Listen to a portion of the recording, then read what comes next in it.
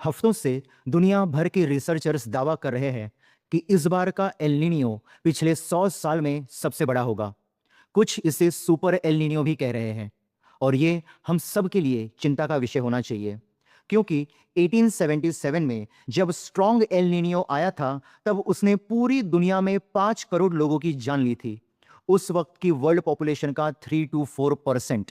भारत के साथ China, Brazil and east Africa में सूखा पड़ गया था।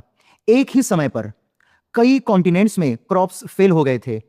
3 साल तक इन कंट्रीज में अकाल पड़ा था। यह मॉडर्न हिस्ट्री का सबसे डेडलिएस्ट नेचुरल डिजास्टर था। आज अगर उसी स्केल का एल नीनियो आ जाए तो हम देख रहे होंगे कि दुनिया के specially India, China and African countries के लगभग 25 करोड़ लोग सीरियस डेंजर में होंगे। पर हम में से बहुतों को पता नहीं होगा कि एल नीनियो आखिर है क्या और कैसे ये क्लाइमेटिक इवेंट आपके, मेरे, हम सभी के लाइफ को डायरेक्टली अफेक्ट करता है। तो चलिए इसे आसान भाषा में समझते हैं एंड आई गारंटी यू कि नेक्स्ट 5 मिनट्स में आप एल नीनियो को 90% पॉपुलेशन से ज्यादा अच्छे से समझ पाएंगे। आप सबको पता होगा कि सनलाइट डायरेक्टली हिट करती है यहां middle part of the earth पर, इसीलिए यह हिस्सा ज्यादा गर्म होता है। तो ऑब्वियस सी बात है, पैसिफिक ओशन का इस हिस्से का वाटर ज्यादा गर्म होता है। नॉर्मल कंडीशंस में पैसिफिक ओशन पर से स्ट्रॉन्ग एंड स्टेडी विंड्स बहती है, जिसे ट्रेड विंड्स कहते हैं। ये विंड्स प्रेडिक्टेबल होती है और एक ही डायरेक्शन में फ्लो करती है, from the east to the west. 14th century में इन विंड्स का यूज सी ट्रेड के लिए होता था और इसलिए इन विंड्स को ट्रेड विंड्स कहते हैं। जब ये विंड्स बहती है from the east to west तो अपने साथ वार्म वाटर जो साउथ अफ्रीका के यहां इकट्ठा हुआ था उसे एशिया एंड ऑस्ट्रेलिया की तरफ पुश करती है। अब इस मूवमेंट से दो बड़ी अच्छी बातें होती है। एक, ओशन सरफेस से वार्म वाटर हटने से नीचे का कोल्ड वाटर ऊपर आ जाता है और इस न्यूट्रिएंट रिच कोल्ड वाटर के साथ फिश भी आती है, जिससे यहां के फिशरमैन को बड़ा प्रॉफिट होता है। दूसरा कि इंडिया की तरफ जाने वाली south western monsoon winds stabilize होती है और उन्हें बूस्ट मिलता है, जिससे हमारे यहां अच्छी खासी बारिश होती है। और इस बात को हम सब मानते हैं कि इंडिया जैसी एग्रीकल्चरल कंट्री के लिए rain is of foremost importance. लेकिन हर 2 से 7 साल में ट्रेड विंड्स वीक पड़ जाते हैं। उसके लिए क्या रीजन है, साइंटिस्ट को अभी तक नहीं पता। विंड्स के वीक हो जाने से वार्म वाटर का मूवमेंट रुक जाता है। इनफैक्ट वार्म वाटर बैकवर्ड बहने लगता है towards south America.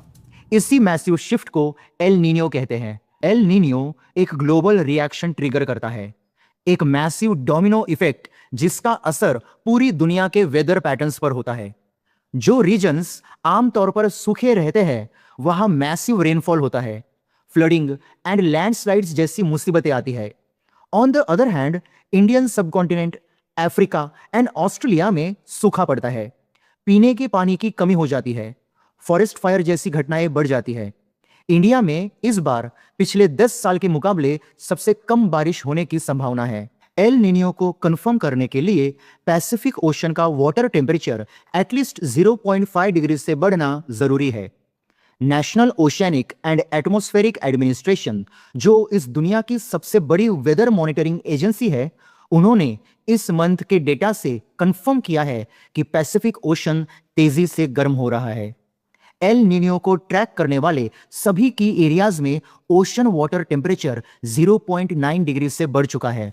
So it's almost certain कि एल नीनियो इस पूरे साल डोमिनेट करेगा। अब बहुत से लोग सोचते होंगे कि टेम्परेचर 0.9 डिग्री या 1 डिग्री सेल्सियस से ही तो बड़ा है, इससे क्या फर्क पड़ता है।